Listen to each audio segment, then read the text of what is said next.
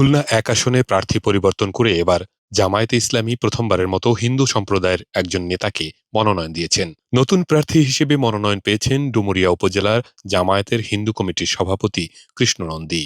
খুলনার দাকপ ও বটিয়াঘাটা নিয়ে গঠিত খুলনা এক আসনে কৃষ্ণ নন্দীকে এই মনোনয়ন দেওয়া হয়েছে। বাংলাদেশে প্রথম একজন হিন্দু প্রার্থীর নাম ঘোষণা করেছেন, তার জন্য জামাত ইসলামকে ধন্যবাদ জানাই, আর দেশবাসীকেও ধন্যবাদ জানাই যে জামাত ইসলাম সাম্প্রদায়িক সম্প্রীতির দল, সেই হিসাবে আমাকে মনোনয়ন দিয়েছে।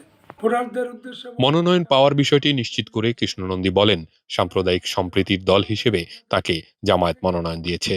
কৃষ্ণ নন্দী দাবি করেন ২০০৩ সালে জামায়াত ইসলামীর ফরম পূরণ করে সদস্য হন তিনি।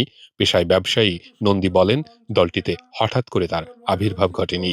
2003 সালেতে জামাত ইসলামে যোগদান করে অধ্যাপক মিয়া গোলাম পরের হাত ধরে।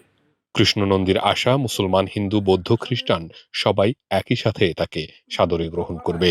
ভোটাররা সাদরে আমাকে গ্রহণ করবে, আমি আশা করি যে তারা আমাকে কোনো দ্বিধাদ্বন্দ্ব ভুলে এক কাতারে দাঁড়িয়ে গ্রহণ করবে, হিন্দু মুসলমান সবাই। নির্বাচিত হতে পারলে এলাকার উন্নয়ন পরিকল্পনার কথাও জানান জামায়াত মনোনীত সনাতন ধর্মাবলম্বী এই প্রার্থী। নির্বাচিত হতে পারলে ওখানকার যেহেতু সুন্দরবন অঞ্চল ঘেঁষা, সুন্দরবনের ঐতিহ্য ধরে রাখার চেষ্টা করব। যেখানে মিল কলকারখানা হচ্ছে, পরিবেশ অধিদপ্তর থেকে ছাড়পত্র নিয়ে সুন্দরভাবে যাতে ওখানে কলকারখানা তৈরি করে। আর কথা হলো ওখানে যে বেড়িবাঁধ, টেকসই বেড়িবাঁধের ব্যবস্থা করব। আর মাদক মুক্ত, সন্ত্রাস মুক্ত, চাঁদা মুক্ত দাকব বটিয়াঘাটাবাসীকে উপহার দেব। খুলনা এক আসনে তার মনোনয়ন দলীয় পর্যায়ের একটি ব্যতিক্রমী ও কৌশলগত সিদ্ধান্ত হিসেবে দেখা হচ্ছে। তবে জয়ের ব্যাপারে শতভাগ আশাবাদী জামায়াত প্রার্থী কৃষ্ণ নন্দী।